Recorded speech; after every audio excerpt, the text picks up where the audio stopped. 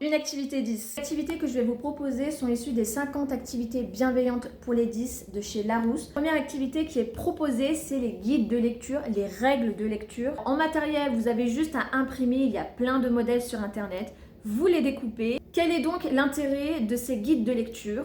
Pour un dyslexique, quand il ouvre une page et qu'il voit un pavé comme ça avec des mots plus ou moins compliqués à prononcer, cela permet tout simplement de catégoriser, de sélectionner phrase par phrase, et donc ça lui met moins de pression, moins de stress, et il peut prendre plus son temps. Je rappelle pour un dyslexique que le moment de lecture est un moment de stress, d'angoisse, d'anxiété, puisqu'il a des difficultés à prononcer certains mots, à faire certaines liaisons, que c'est très long pour lui, surtout très coûteux en énergie. C'est ce qu'on appelle la mémoire de travail, c'est-à-dire qu'il doit utiliser plusieurs compétences, outils en même temps, et donc quand il en a trop, il y a une grande fatigabilité derrière. Il y a même une étude de Rebecca Wood en 2005 qui explique que la lisibilité des lettres, c'est-à-dire si elles sont plus ou moins grandes, a un impact sur la lecture